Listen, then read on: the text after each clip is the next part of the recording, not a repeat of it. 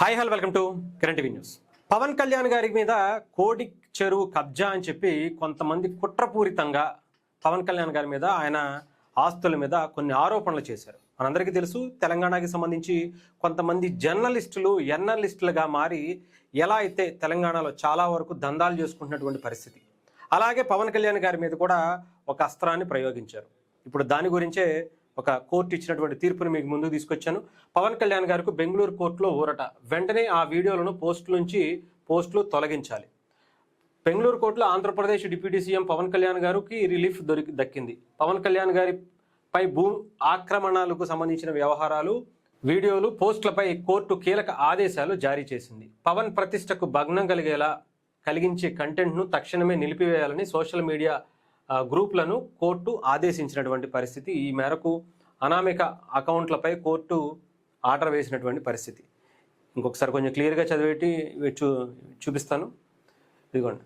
Andhra Pradesh deputy CM Pawan Kalyan గారికి Bengaluru court Telangana కోడి చెరువు భూమి వ్యవహారంలో కోర్టు కీలక ఆదేశాలు జారీ చేసింది. ఈ భూ అంశాలకు సంబంధించి పవన్ కళ్యాణ్ గారిపై నిరాధారమైనటువంటి సమాచారంతో కూడిన పోస్టులను, వీడియోలను, కంటెంట్ను తొలగించాలని X, meta, Google India, YouTube channels, Google సంస్థలకు కోర్టు ఆదేశాలు ఇచ్చినటువంటి పరిస్థితి కనిపించింది. తప్పుడు ప్రచారం చేస్తున్నటువంటి యూఆర్ఎల్ను బ్లాక్ చేయాలని సూచించింది. పవన్ కళ్యాణ్ తరపున లాయర్గా ఉన్నటువంటి రామ్ ప్రసాద్, జీపీఏ హోల్డర్, బెంగళూరులోని 16వ సిటీ సివిల్ కోర్టులో పిటిషన్ దాఖలు చేశారు. దీన్ని విచారణ చేపట్టినటువంటి కోర్టు ఈరోజు ఇచ్చినటువంటి ఆదేశాలకు సంబంధించి మీరు చూడొచ్చు.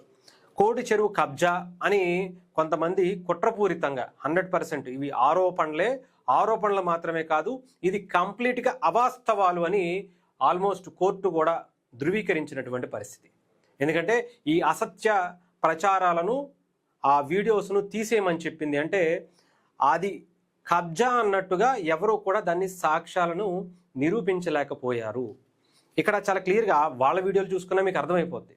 పవన్ కళ్యాణ్ గారు 2 కోట్లకు పైగా డబ్బులు పెట్టి 2014లో కొన్నారు అన్నారు. కొన్నారు అంటే అది కబ్జా ఎలా అవుతుంది? కబ్జా అంటే దాని అర్థం ఏంటో వీళ్ళకి తెలుసా అని అంటే 100% వాళ్ళకి తెలుసు.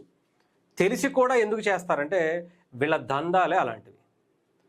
నార్మల్గా హైదరాబాద్ చుట్టుపక్కల ఉండేటువంటి రియల్ ఎస్టేట్ వెంచర్ల దగ్గరికి వీళ్ళు ఇదే పందాన్ని గత కొన్ని సంవత్సరాలుగా వాళ్ళ ఛానల్లో ఉన్నటువంటి వీడియోస్ని మీరు చాలా క్లియర్గా చూస్తే అర్థమవుతుంది. వాళ్ళు ఆ ఛానల్ తరపున అక్కడికి వెళ్తారు.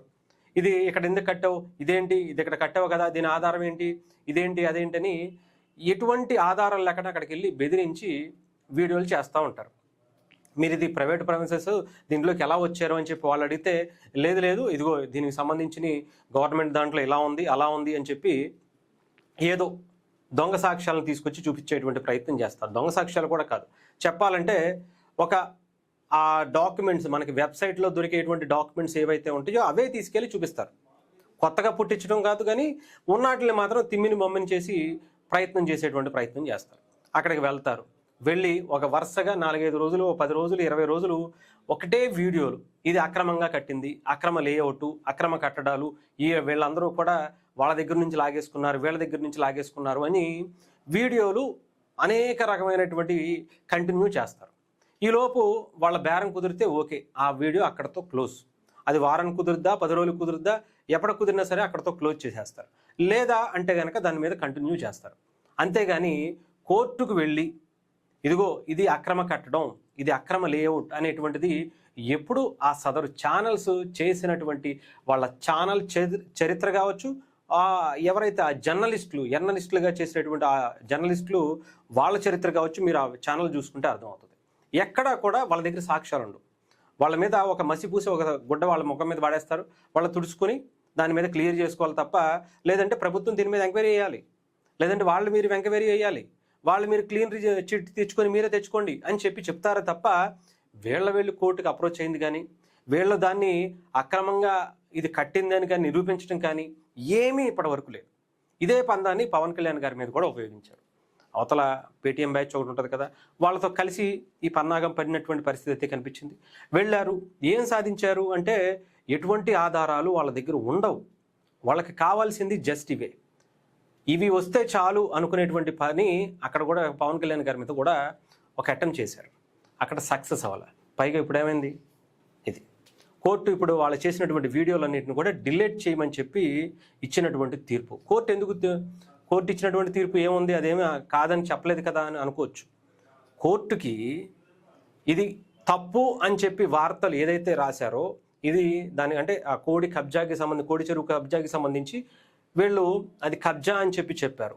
దానికి సంబంధించినటువంటి ఆధారాలు ఇవ్వాలిగా, ఇవ్వలేదు. కాబట్టే అది పవన్ కళ్యాణ్ గారు సొంతంగా కొనుక్కున్నారు కాబట్టి, దానికి సర్వ హక్కులు ఉన్నాయి కాబట్టి, అది ఎక్కడా కబ్జాకు గురవ్వలేదని కోర్టు నిర్ధారించింది. కాబట్టే కోర్టు ఇలా ఎవరైతే ఆయన పేరు మీద చేస్తున్నటువంటి ఈ కబ్జా ఆరోపణలు చేస్తున్నటువంటి వ్యక్తులు ఇంకొకళ్ళు ఎవరైతే ఉన్నారో ఆ వీడియోని తొలగించమని చెప్పింది. సాక్ష్యాలుంటే దాన్ని కోర్టు యాక్సెప్ట్ చేసి అలాంటిది ఏం లేదు, వాళ్ళ దగ్గర సాక్ష్యాలు ఉన్నాయి కదా, వీడియోలను అలాగే ఉంచండి అని చెప్తుంది. చెప్పలేదు అంటే దాన్ని అర్థం చేసుకోవాలి. ఇంకా దీని మీద మరి ముందుకు వెళ్తారా, ఏం చేస్తారు అనేది సగరు ఆ ఎనలిస్టుల పేరుతో ఉండేటువంటి వాళ్ళ వ్యక్తులు ఇప్పుడు బయటకు వచ్చి ఏం మాట్లాడతారు, ఇప్పుడు రౌండ్ టేబుల్ సమావేశాలు ఏర్పాటు చేసి ఏం ప్రకటించబోతున్నారు అనేది మనం ముందు చూడాలి.